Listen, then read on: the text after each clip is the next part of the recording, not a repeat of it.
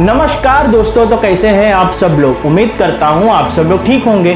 तो आज की इस वीडियो में हम बात करने वाले हैं हिंदू न्यू ईयर के बारे में। जो सनातन धर्म के अनुसार जो न्यू ईयर आता है, जो नवा वर्ष आता है, हम उसके बारे में बात करने वाले हैं। जो 1 जनवरी को न्यू ईयर आता है, हम उसके बारे में बात नहीं करने वाले। जो अप्रैल में न्यू ईयर आता है, हम उसके बारे में बात करने वाले हैं। तो ये वीडियो बहुत ही महत्वपूर्ण होने वाली है, तो इस वीडियो को अंत तक देखना। आइए शुरुआत करते हैं इस वीडियो की।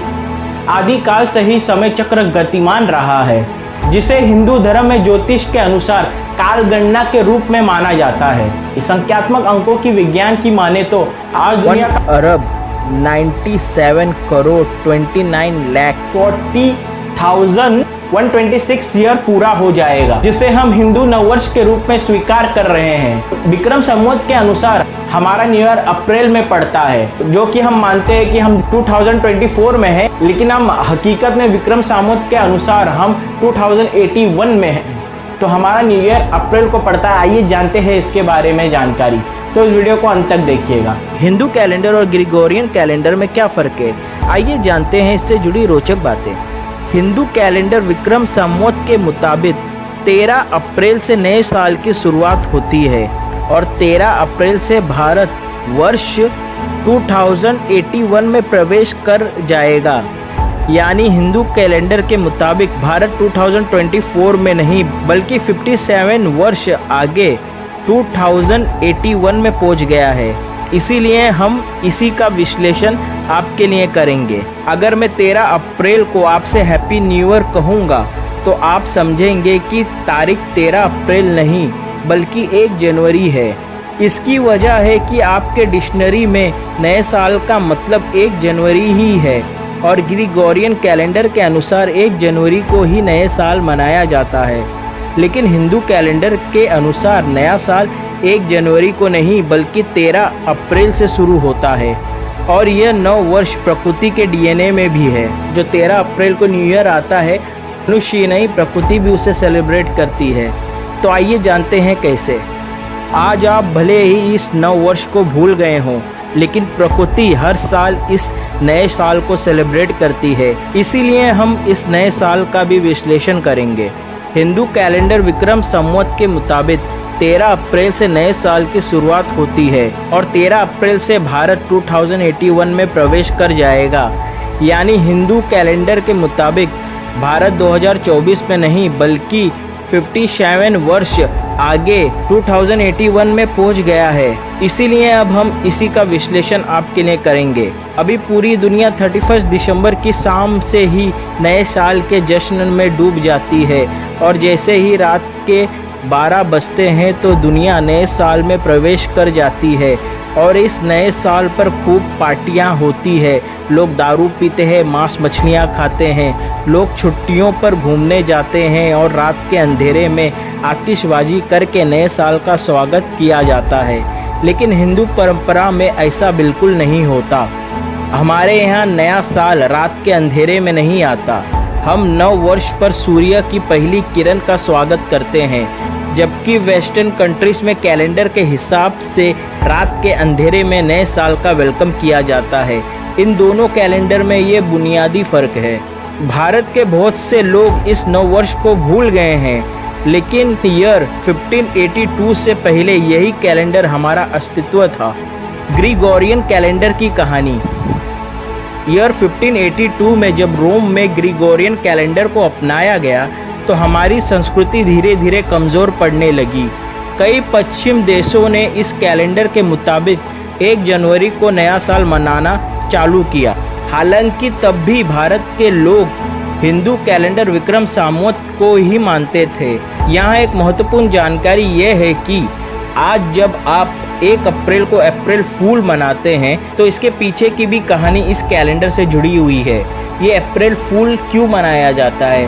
क्योंकि अप्रैल से ही हिंदू न्यू ईयर स्टार्ट हो जाता है, इसीलिए उन्होंने ये अप्रैल फूल मनाना शुरुआत किया।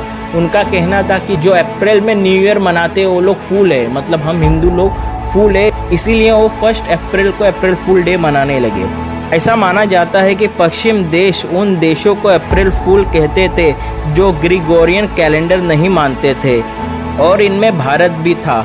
और इसके बाद भारत में धीरे धीरे लोग इस कैलेंडर को मानना शुरू कर दिए। लेकिन इस कैलेंडर का वजूद ना तो मौसम से है, ना प्रकृति से है और ना त्योहारों से है, जबकि हिंदू कैलेंडर में ऐसा नहीं है। हम दुनिया की सबसे पुरानी संस्कृति के लोग हैं और हिंदू कैलेंडर विक्रम संवत की शुरुआत इसी चैत्र प्रतिपदा से होती है। ब्रह्म पुराण के अनुसार चैत्र शुक्ल प्रतिपदा को ही सृष्टि बनी थी और इसी दिन भारतवर्ष में काल गणना भी शुरू हुई थी। हिंदू कैलेंडर और ग्रिगोरियन कैलेंडर में फ़र्क, इसीलिए अब हम आपको हिंदू कैलेंडर और ग्रिगोरियन कैलेंडर में कुछ फ़र्क बताते हैं। ग्रिगोरियन कैलेंडर की शुरुआत ईसा मसीह के जन्म से मानी जाती है, जबकि हिंदू कैलेंडर विक्रम संवत की शुरुआत 57 BC से मानी जाती है, जब महाराज विक्रमादित्य ने सकज को युद्ध में पराजित किया था। हिंदू कैलेंडर के मुताबिक भारत 2081 में प्रवेश कर गया है। भारतीय कैलेंडर की जनगणना सूर्य और चंद्रमा के अनुसार होती है, जबकि ग्रिगोरियन कैलेंडर पृथ्वी द्वारा सूर्य की परिक्रमा के अनुसार चलता है। पृथ्वी सूर्य का एक चक्कर 365.25 डेज में लगाती है, इसीलिए साल में 365 दिन होते हैं और 4 साल में एक लीप ईयर भी होता है। ग्रिगोरियन कैलेंडर सिर्फ एक तारीख तक सीमित है। हमें यह कैलेंडर से पता चलता है कि नया साल आ गया, जबकि हिंदू कैलेंडर में ऐसा नहीं है। हिंदू कैलेंडर के हिसाब से जब नया साल शुरुआत होता है तो समुच प्रकृति नवीनता का आभास करती है। पुराने पीले पत्ते पेड़ से गिरने लगते हैं और प्रकृति अपने श्रृंगार की प्रक्रिया में होती है। लाल, पीले, नीले, गुलाबी फूल खिलते हैं। यूँ लगता है कि पूरी की पूरी सृष्टि ही नई हो गई है। ग्रिगोरियन कैलेंडर की शुरुआत पार्टी से होती है और इस दौरान खूब जश्न मनाया जाता है, मांस मदिरा का सेवन किया जाता है, जबकि हिंदू नववर्ष की शुरुआत त्योहारों से होती है। हम इस दिन को त्योहारों की ऊर्जा के साथ मनाते हैं।